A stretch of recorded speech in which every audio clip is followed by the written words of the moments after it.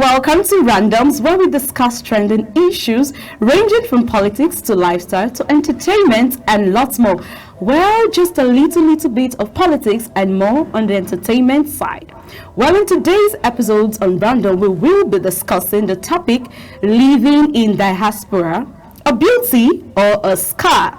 Yes, I know when Nigerians hear diaspora, what they think about is jackpot, and all of that. We'll get to learn, we'll get to know all of that, the experiences of Nigerians in diaspora, those that are back from diaspora, and lots more. I am your host, Shauna J, and I have with me in the studio.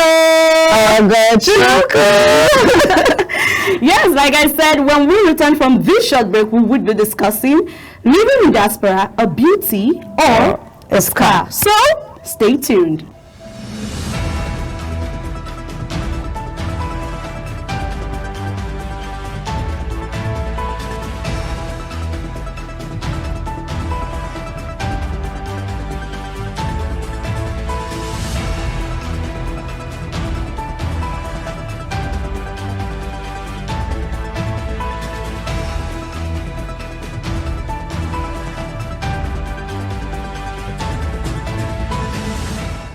And welcome back to Randoms. If you're just tuning in, we are thrilled to have you with us on Randoms, where we explore the fascinating and complex life of Nigerians living abroad.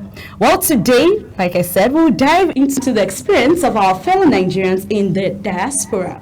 Is it a journey filled with beauty and opportunity, or are there scars that we seldom hear about? Well, we'll get to find out.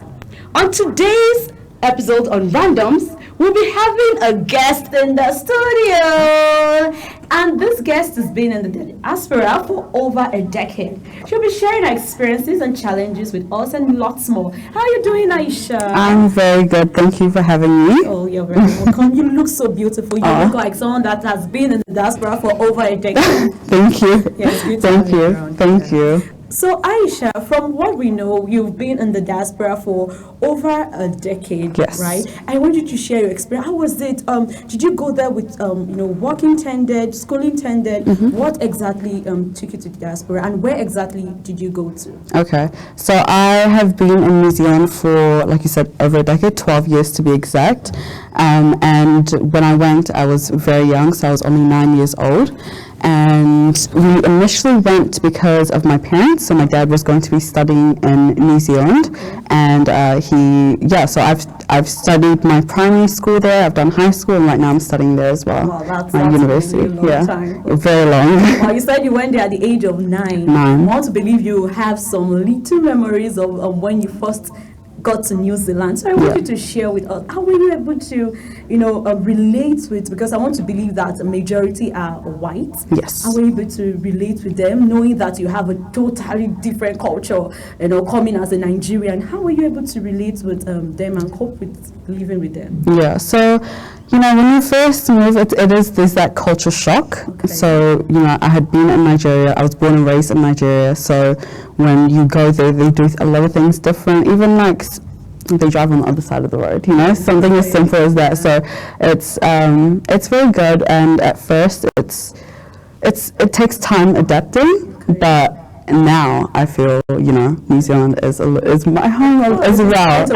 Yes, exactly. Yeah. I want you to tell me how you coped with food, because I believe those in that the diaspora food is nothing compared to not nothing compared. It's totally different with Nigerian and African foods and all of that. So how were you able to cope? Your taste buds. How were you able to adjust to their type of food? Yeah. So in New Zealand, New Zealand is a very cultural place. So they do have very yummy food as well. But I do have to say it's very different to Nigeria. Okay. I think us Africans, we love our spices, we love our chili and things like that. So it is quite different to New Zealand. So a lot of, like the popular food there is like burgers and fries and things like that. Yeah. So yeah, it's still good though. It's good. It's still good, but I don't know if they can top Nigerian food. Would you like to give a rating? Oh, a rating. You know what? We'll say New Zealand food is a 7 out of 10. Oh, that's it's hot. It's still good. Yeah. Wow. I see that you're glowing. You're looking so pretty, and all of that. Thank you. I want to believe in New Zealand, there are not much blacks, compared to probably UK and Canada, and all those places. So how were you able to cope getting your skincare product and all of that, knowing that your color is totally when you wait you are more darker than them over there. So how were you able to get your skincare product and keep your skin this pretty? Thank you, first of all. In New Zealand, it is because, like you said, it's not the UK or US or things like that, so there is not as big of a African demographic there as there is in those other countries. So things like skincare or makeup and all those, or even just my hair, it's a lot harder to get access to, or expensive, because sometimes you have to buy things from overseas. So it is challenging, but we're still managing. That's amazing. But your skin actually glows so well. Thank you. I tried. There's a good product there, I guess. Yeah. Okay, that's you just came to Nigeria after over 6 years? Yes. Of being in New Zealand. Yes. How does it feel to be home? Are you like, oh, it's good to be home? Or are you like, I don't think I can't relate with this weather or something of sorts? So. Do you know what? I think definitely the weather here is very different to New Zealand. So one of the first things I said when I landed was, oh my God, it's so hot. And my father was like, this is nothing. 6 years is a very long time. So I was nervous coming back home. But honestly, the second I landed, it was just like, people say there's no place like home, and that is a very true feeling that I felt. I don't even want to go back. That's a good but I do love Nigeria, always will. It's home, born and raised. Well, you're the son of the sun. So when you come home, you feel like you are home. You just home. This is my home. Exactly. Wow, thank you so much, Aisha. Thank you so much. That has been amazing. I love that you shared your experiences and some of the challenges. We'll be going on a short break, and when we return, we have more and more experiences from other Nigerians in diaspora for you. So stay tuned.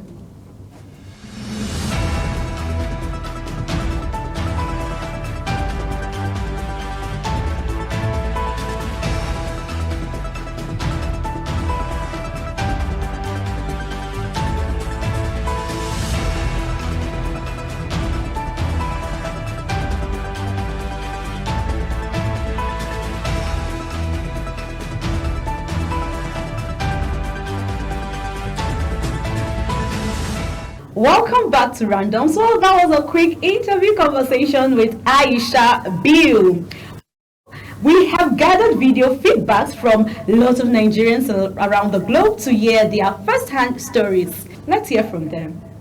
On today's episode of Random, we are not taking the street of Abuja, neither are we taking the street of Nigeria, but rather we'll be moving over to the diaspora. A lot of Nigerians sell properties worth millions just to move over to the diaspora because they think the grass is greener on the other side. Well, we have some persons in the diaspora who has lived there and some who are still living there who will share their thoughts with us today. Advantages and disadvantages of living in the diaspora. Come with me. I am Ogochukwu Mobino. Compared to the working life in Nigeria, here you pay for every second that you work, that you're paid for.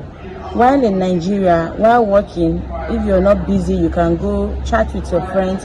But in the diaspora, you can't because you're paid for each hour. So you're going to stand or sit and give to them that hours that you're paid for. So I've had to adjust to that because life in Nigeria is different from the life in the diaspora. I would say for a start, the living abroad comes with lots of experiences. In the beginning, there's difficulty of settling in, understanding the language, getting to understand the exchange, especially if you're still converting naira to what they use here. And then it's difficult, but as the months progresses, as you begin to integrate, it becomes more interesting. If you find the job great for you, if you're studying, all good. I mean, you meet people from all walks of life. You just have lots of mindset that would have to be corrected and changed, which comes in handy. But one extraordinary thing I think I have seen that is useful is understanding that learning transcends certificate. You just know that all the things you've been learning, the skills, the languages, the everything you've learned is as though it's for a time as this. It comes in so handy. The first cultural shock I had was the way people relate to each other here.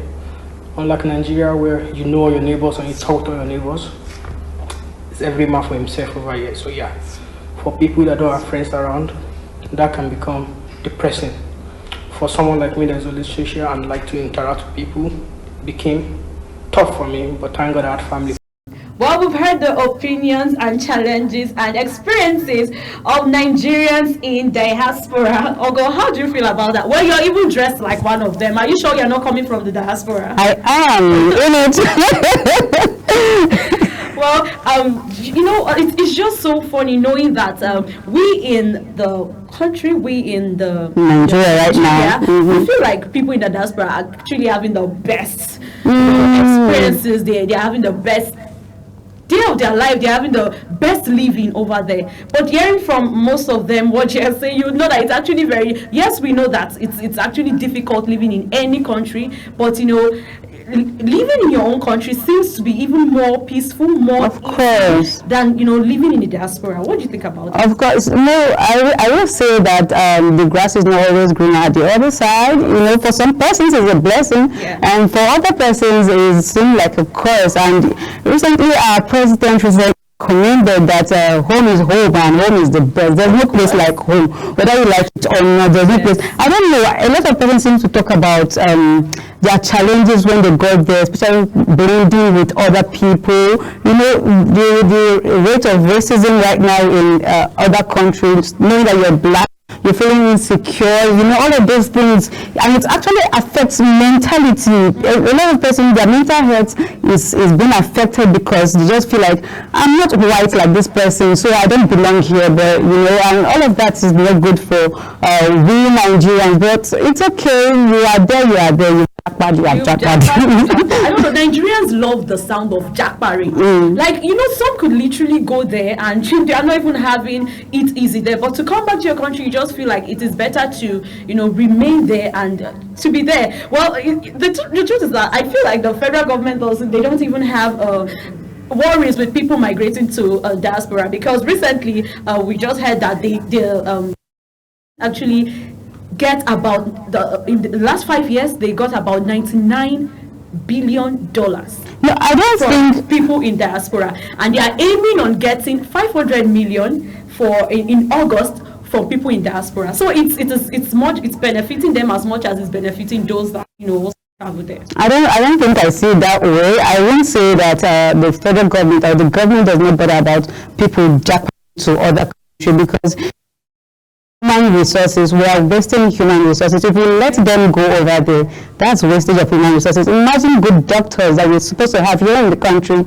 jackpotting to the other side. You know, you have lost something. So I don't think I don't think they are happy about it. I don't think it's a good thing. So we should be able to keep our own. We should be able to you know, keep our own human resources. We need these hands. You know, there are a lot of technical guys, IT guys that are in the country, and they tell you, if everything works fine, I'll come back. I really want my country. The weather there is not comfortable for me. I'm used to my Hamatan, rainy season, and all of that. You get. So I don't think they are really happy about it. I feel like since they cannot control the migration of lots of Nigerians, maybe they just want to make the best out of it. And while you send your money and you do your remittance and all of that, the federal government is getting their own share.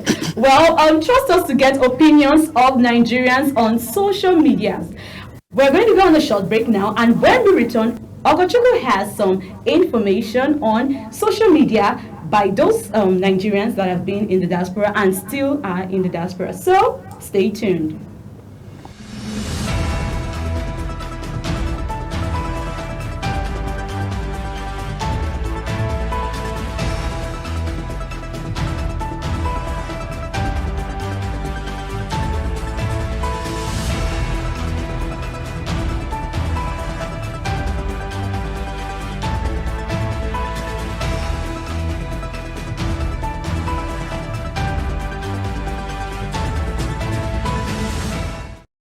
welcome back to Randoms. And if you're just joining us, don't worry, we've not missed a lot. We are going to be joining our friends on X and taking their comments from X. So we have the first comment here from Sobe Olushola, and he says, well said, my brother, everybody cannot travel abroad.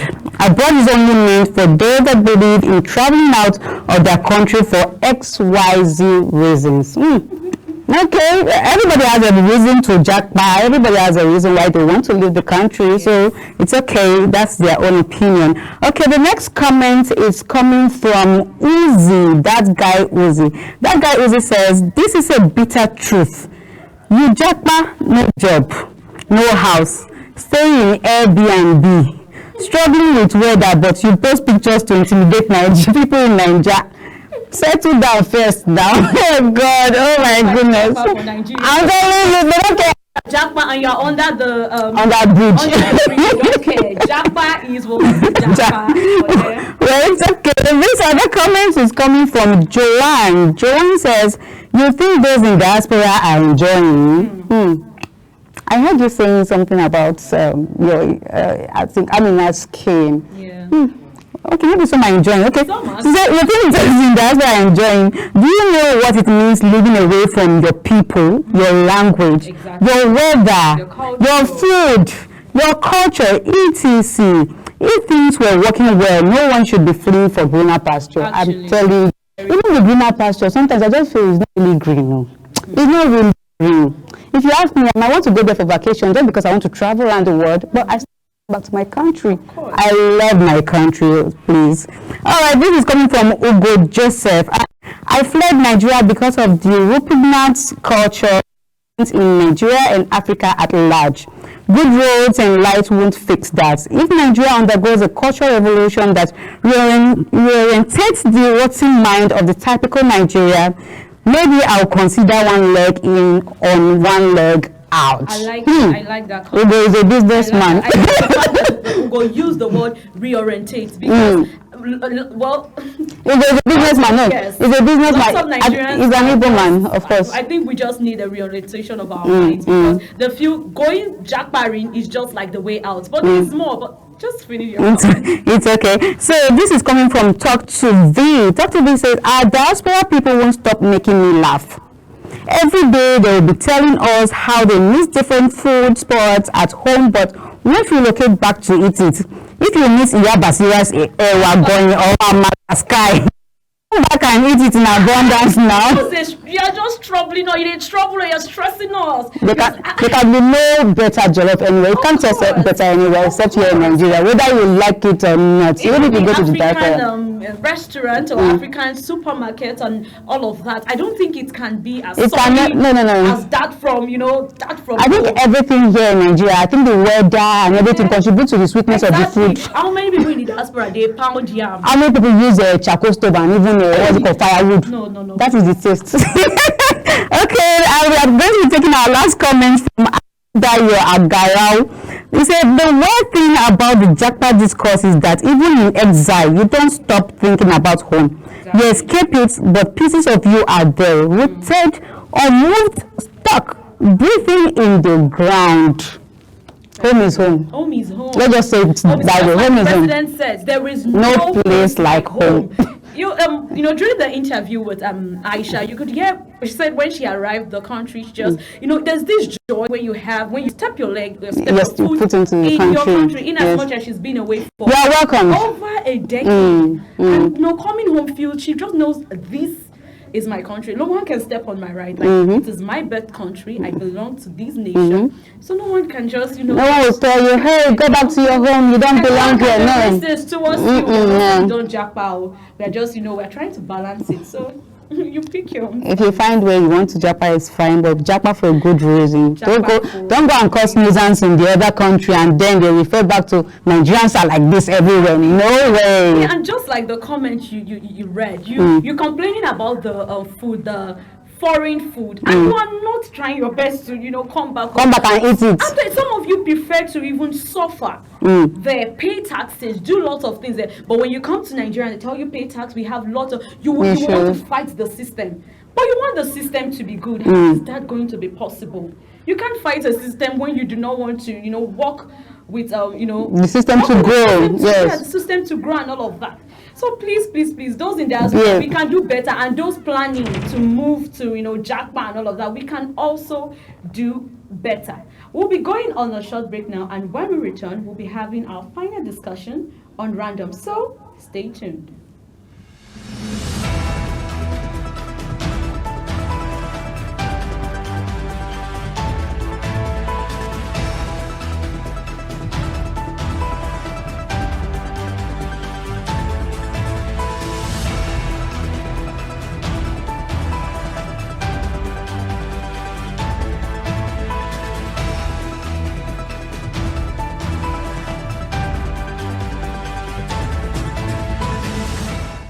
Jackpot people and Nigerians are so invested in jackpot. I've heard about a family in Edo State. See, they can go hungry, selling properties just to take it. Maybe just one of their child, probably the last born or something, abroad. Now they don't have the money to fund the rest of the family, but they can starve themselves to take that particular child abroad. They even feel schooling abroad is much more better. Yes, we know that the system abroad might be a bit higher because they are more developed in those areas than we are still a developing country. So we believe that their system is a bit high, but we cannot even trivialize the fact that other schools in Nigeria are doing amazing. They are doing amazing work. And I love the fact that the federal government took a huge step from that reporter that went as far as getting a certificate from Benin Republic and going as far as, going for NYSC and all of that. I like that the federal government really probed into that matter because most of those African countries, they feel like because Nigerians have so much made themselves look so small, education-wise, all round, they think they can now, maneuver their way and, have fake schools and have fake results and sell results and all of that, and they get away with it just because of the way Nigeria has been painted. Nigeria has been painted out there. And the truth is that it's not just all about jackparing. You have to, just like the comment you read, you have to have a reason to jackpar. Z reason to jackpar. Not just jackpar because I feel like I need to go abroad, I'll make it over there. Yes, the truth is lots of persons make it over there. We are not disputing. There are a lot of opportunities, but I think the opportunities are for those who are prepared. Exactly. If you are not prepared, you won't get it. The opportunity they have in Nigeria, and they feel like when they go over there, they'll maximize the opportunity. No, it doesn't work like that. The way you are in Nigeria is the way you are going to also be abroad. I think those abroad even work on it. They do, and the first person in the interview said, they have to pay you as you work. Exactly. Per hour. So it's not the one we do here that we are escaping from work, we are dodging cameras. It is the way you work that they pay you. So if you no work, no chop. Some workers they come to work Mondays to Wednesdays. They leave the Thursdays and Fridays for years, and they are being paid. There was a situation whereby they were even paying ghost workers, meaning they don't even go to work, they don't come to work, but they are being paid on a monthly basis. You can't try that abroad. You can't try that in the Jackpot country. It's not even possible. It's not possible. It's not possible. It's okay. Well, that's all we have for you and randoms today. Nigerians in the diaspora, a beauty or a scar? Well, this is my last take. I'm going to be saying, as a Nigerian, wherever you find yourself, please try to be patriotic because everything comes back home. It's whatever you do in the diaspora, it depends on how they're going to see Nigeria. So you don't want Nigeria to be painted black, and it's not always greener at the other side. Please, if you are planning to Japan, know the reason why you want to go there. Know if you are going there to school or you are going there for a job, and make sure that you've worked towards it here in the country before you move out. And if you do not have the money to Japan, please stay back here in Nigeria and let's make Nigeria great again. All right, so Sharon, what do you have to say? Well, you basically said it all, and I'll repeat what you said. If you do not have the money to Jackpa, stay in Nigeria and let's make Nigeria work. So that's all we have for you today. And me and Ogachukwu, we are saying bye-bye.